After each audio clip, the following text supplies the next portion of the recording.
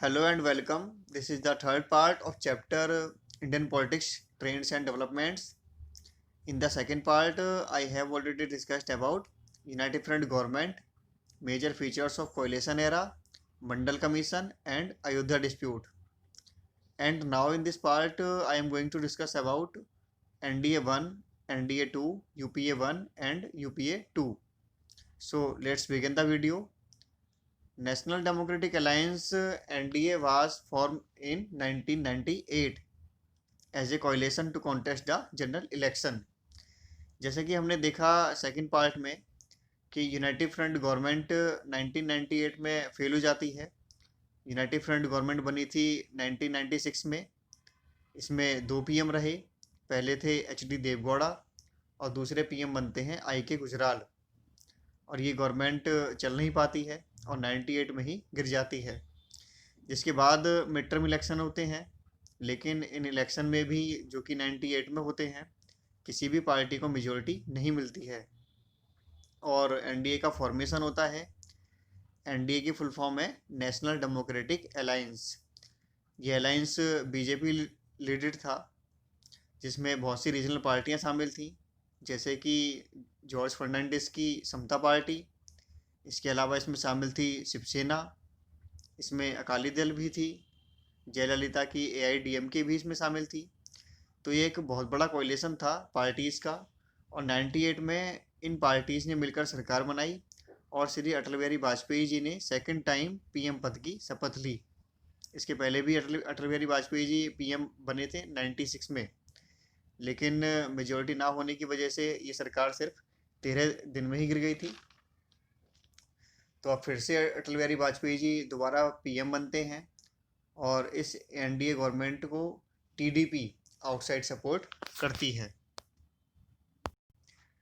NDA was able to a slim majority, मतलब जो इनको मेजॉरिटी मिली थी वो बहुत कंफर्टेबल नहीं थी, बट फिर भी सरकार बन गई थी। ये सरकार 13 महीने चलती है और उसके बाद जो एआईडीएमके है, जिसकी लीडर थी जयललिता, ये गवर्नमेंट से अपना समर्थन वापस ले लेती हैं, जिसकी वजह से एनडीए गवर्नमेंट गिर जाती है। सपोर्ट वापस लेने के बाद भी बहुत कोशिशें होती हैं गवर्नमेंट को बचाने की, और ये बड़ा इमेजिंग था कि सिर्फ एक वोट से ही ये सरकार गिरी थी। और वो एक वोट किसका था ये आप सर्च कीजिए, जिसकी वजह से ये सिर्फ 13 महीने में ही वाजपेयी जी की सरकार गिर गई थी। इसके बाद 1999 में फिर से इलेक्शंस होते हैं और इन इलेक्शन में एनडीए को मेजॉरिटी मिल जाती है, फुल मेजॉरिटी। और इसके बाद श्री अटल बिहारी वाजपेयी जी तीसरी बार पीएम पद की शपथ लेते हैं। और अगर आप इंडियन पॉलिटिक्स की हिस्ट्री को देखें तो अभी तक 3 ही प्राइम मिनिस्टर ऐसे हुए हैं जिन्होंने 3 टाइम्स पीएम पद की शपथ ली है। पहले थे पंडित जवाहरलाल नेहरू, जिन्होंने थर्ड टाइम 1962 में पीएम पद की शपथ ली थी, लेकिन वे ये थर्ड टर्म पूरा नहीं कर पाए थे। 64 में ही उनकी डेथ हो जाती है। दूसरी थी इंदिरा गांधी, जिन्हें थर्ड टर्म मिला था, लेकिन वो भी थर्ड टर्म कंप्लीट नहीं कर पाई थी। 84 में ही उनकी एसेसन हो जाता है। और तीसरे थे ये श्री अटल बिहारी वाजपेयी जी, जिन्हें थर्ड टर्म मिला था, और ये अपना थर्ड टर्म पूरा करते हैं। मतलब 1999 से लेकर 2004 तक श्री अटल बिहारी वाजपेयी जी पीएम रहे। इस बार ये सरकार जो है अपना कार्यकाल पूरा करती है। तो पहले अटल बिहारी वाजपेयी जी पीएम रहे थे 13 दिन के लिए 1996 में। दूसरी बार पीएम रहे 13 महीने के लिए 1998 टू 99। और तीसरी बार 99 में ये थर्ड टाइम पीएम बनते हैं और इस बार ये अपना 5 साल का कार्यकाल पूरा करते हैं। अच्छा, एक बात ये ध्यान में रखने की है कि 98 में जो एनडीए गवर्नमेंट बनी थी वो 13 महीने चली थी, उसे कहा जाता है एनडीए 1।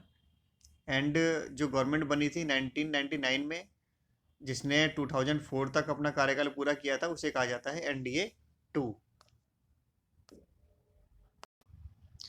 अब एनडीए 1 और एनडीए 2 को मिलाकर देखते हैं कि इनकी मेजर पॉलिसीज़ क्या थी। तो सबसे पहले जिसके लिए वाजपेयी सरकार जानी जाती है वो है पोखरण 2 न्यूक्लियर टेस्ट, जो कि मई 1998 में किया गया था। ये वाजपेयी जी का एक बहुत बोल्ड फैसला था, जिसके बाद अमेरिका एंड अदर कंट्रीज़ ने भारत के ऊपर सैंक्शंस लगा दिए थे और जिसका भारत ने डटकर मुकाबला किया था। और किसी तरीके का कंप्रोमाइज भारत ने नहीं किया। तो इस तरह वाजपेयी जी ने नेशनल इंटरेस्ट को सर्वोपरि रखा। इसके अलावा वाजपेयी जी ने पाकिस्तान के साथ डायलॉग, बातचीत की प्रक्रिया शुरू की ताकि कश्मीर इशू को सॉल्व किया जा सके।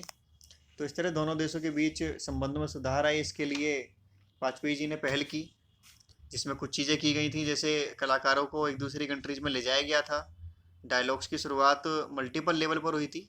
इसके अलावा लाहौर बस सर्विस, इसमें वाजपेयी जी ने खुद लाहौर बस यात्रा की, और उस समय पाकिस्तान के प्राइम मिनिस्टर थे नवाज शरीफ। लेकिन लाहौर बस सर्विस के तुरंत बाद ही कारगिल वॉर शुरू हो जाती है। तो इस तरह यहाँ पाकिस्तान अपनी करतूतों से बाज नहीं आया। एक तरफ जहाँ भारत ने वाजपेयी जी की लीडरशिप में दोस्ती का हाथ बढ़ाया, वहीं पाकिस्तान ने इसका जवाब हमें युद्ध के रूप में दिया।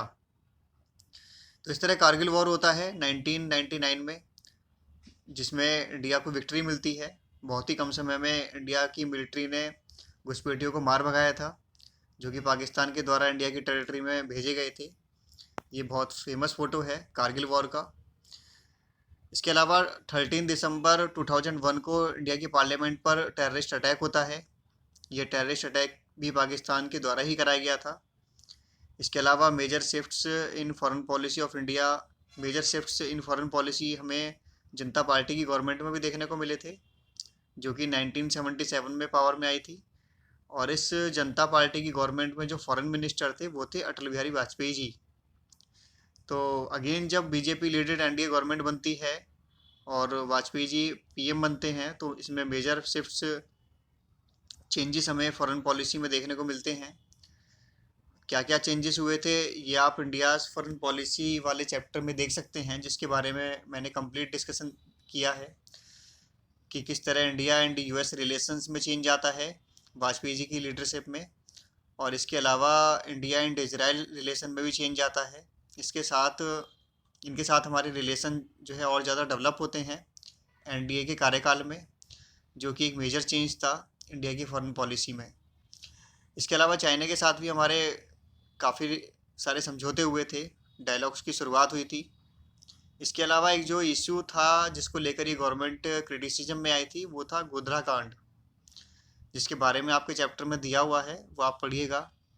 इसमें हुआ ये था कि साबरमती एक्सप्रेस में गोधरा स्टेशन के पास कार सेवकों से भरी 3 बोगियों में आग लगा दी जाती है, जिसमें करीब 90 कार सेवक मारे जाते हैं।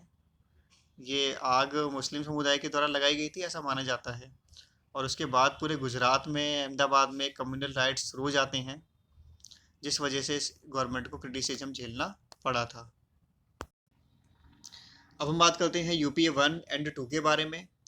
वाजपेयी जी ने अपना टर्म पूरा किया टिल 2004, और 2004 में जनरल इलेक्शंस होते हैं, जिसमें कांग्रेस एक सिंगल लार्जेस्ट पार्टी के रूप में उभर कर आती है, और जो यूपीए कोalition था उसको सबसे ज़्यादा सीट्स मिलती हैं।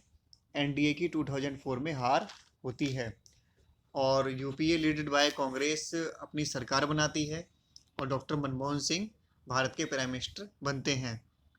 ये एक बहुत बड़े इकोनॉमिस्ट थे, और डॉक्टर मनमोहन सिंह पीवी नरसिंह राव के टाइम में फाइनेंस मिनिस्टर रह चुके थे।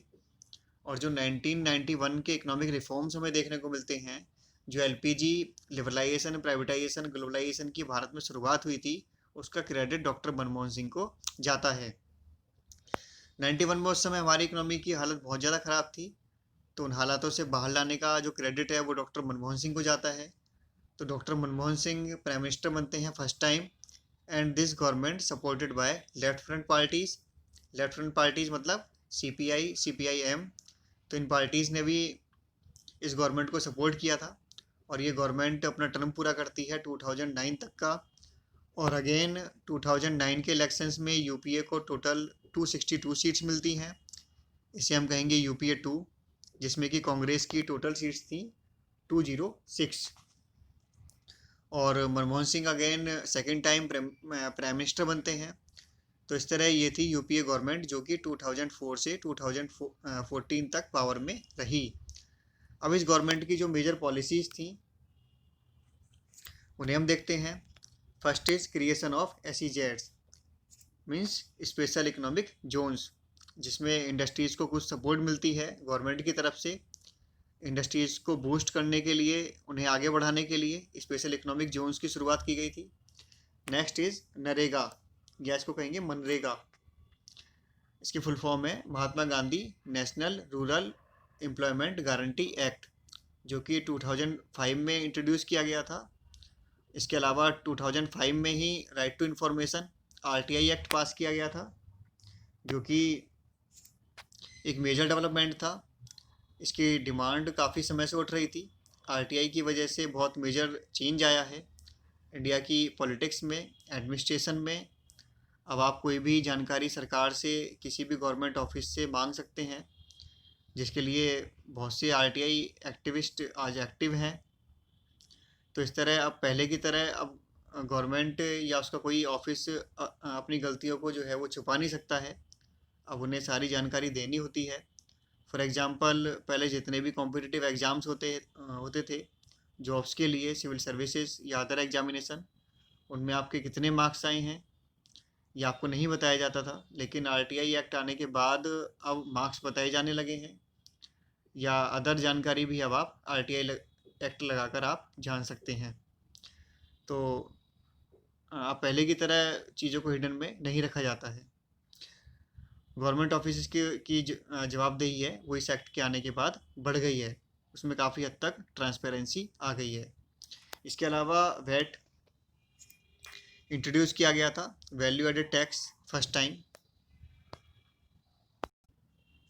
इसके अलावा इस गवर्नमेंट को जो क्रिटिसिज्म झेलना पड़ा वो था terrorist attack in Mumbai on 26 नवंबर 2008, जिसमें आप लोगों ने सुना होगा जो मुंबई में ताज होटल है उस पर अटैक हुआ था, और छत्रपति शिवाजी टर्मिनल है उस पर अटैक हुआ था।